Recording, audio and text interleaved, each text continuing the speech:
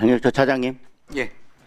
어제 판결이 나고 그 기자들의 전화를 계속 받으면서 갑자기 든 생각이 왜 이렇게 지극히 상식적인 판결을 두고 우리가 그 결과를 가슴 졸이면서 봐야 되는지, 너무나 상식적이고 지극히 당연한 판결인데 항소심에서 무죄가 나면서 1심에서 수긍할 만한 판결을 두고 그렇겠거니라고 생각했다가 갑자기 항소심에서 납득할 수 없는 논리로 무죄가 나니까 대법원 판결마저도 우리가 가슴 졸이면서 봐야 되는 그 상황이 되게 안타깝고 유감스러웠습니다. 그리고 아까 우리 정청래 위원장님께서 반대 이유가 다수의 의견보다 훨씬 더 길다라고 얘기했는데 당연하죠. 차장님, 논리가 분명하면 판결이 길어질 이유가 전혀 없습니다. 변호사님. 논리가 분명할 때는 판결 이유는 원래 간단한 겁니다. 안 되는 것을 이러쿵 저러쿵 말을 만들어서 그것을 변명하려면 논리가 길어지니까 반대 논리가 판결 이유에서 훨씬 더 길게 나올 수밖에 없는 겁니다. 분명한 논리를 짧게 얘기하면 될 것을 어떻게 생각하십니까? 다수 의견과 소수 의견 모두 나름대로 의미를 가지고 있고 존중해야 된다고 생각합니다. 안타까운 것은요, 항소심에서 제대로 판결을 했다면 어제 판결이 최종심이 되었을 것입니다. 그리고 이재명 후보의 정치 생명에 관해서 어제 최종적인 결론이 났을 것입니다. 그런데 항소심이 납득할 수 없는 판결을 하면서 이제 다시 파기환송돼서 고등법원으로 내려가고 판결이 나더라도 아마 재상고할 겁니다. 그러면 결국은 대선 전에 최종 확정 판결이 나기는 어려운 상황이 되어버렸습니다. 그리고 지금 이게 대선에 개입한다라고 얘기하는데 633이 원칙 아닙니까? 633이 원칙이면 이 사건은 벌써 끝났어야 됩니다.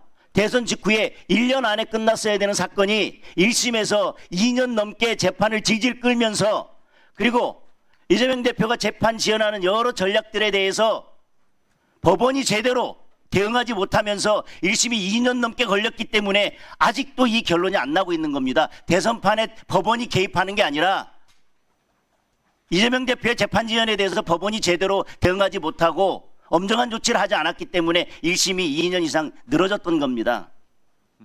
송달 안 받고 그렇지 않습니까? 이 사건에 있어서 매우 중요한 진술이었습니다.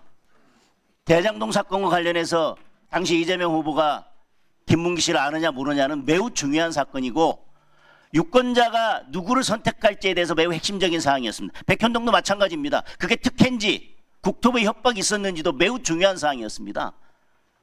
그리고 골프를 쳤느냐 안 쳤느냐, 협박이 있었느냐 아니냐는 당연히 의견도 아니고 과장된 것도 아니고 사실에 관한 진술이었습니다. 너무나 지극히 상식적인 판단을 두고 이렇게 긴 시간이 걸려서 결국은 아직까지 최종 결론을 내지 못한 것에 대해서 안타깝게 생각을 하고요. 차장님, 헌재 재판관은 헌법과 관련 법에 따르면 정원이 몇 명으로, 정수가 몇 명으로 되어 있습니까? 헌재 재판관이 예. 9명으로 알고 있습니다. 그럼 일시적인 현상에 의해서 9명이 안 되면 심리를 진행할 수 없습니까? 지금 법상 7명 이상의 심리 진행할 수 있고 결론 낼 수 있지 않습니까? 예. 헌법에 정수를 9명으로 둔다 하더라도 9명이 없으면 기능이 멈추는 게 아니라 어떤 심리도 할 수 없는 건 아닙니다. 그렇죠? 예. 두 번째, 대법관은 몇 명입니까? 대법원장님을 제외하고 13분이시고요. 그 중에 한 분은 법원행정처장을 맡고 있기 때문에 재판에 관여하지 헌법과 법률에 규정하면 그렇습니다. 그런데 일시적으로 예를 들면 대법관 2명이 공석이다라고 한다면 대법원은 모든 재판을 멈춰야 됩니까? 그렇지는 않습니다. 그건 정수입니다. 정수와 몇 명이 심판이나 재판을 개의할 수 있고 최종적인 결론을 내는데 개시할 수 있고 최종적인 결론을 내는데 몇 명이 필요한지는 관련 법에 따라서 달리 정해지는 겁니다. 맞습니까? 예. 헌법에 88조에 국무회의는 대통령, 국무총리와 15인 이상 30인 이하의 국무위원으로 구성된다 이렇게 되어 있습니다. 그러면 국무위원이 15인 이상 30인 이하의 국무위원으로 구성된다고 그래서 그러면 일시적으로 국무위원이 14명이 되면 국무회의는 멈추는 겁니까? 아니면 국무회의를 어떤 정수로 개의할 수 있고 어떻게 의결하는지는 따로 규정에 의해서 정해지는 겁니까? 그 점에 대해서는 제가 답변 드린 곤란한 것 같습니다. 왜요?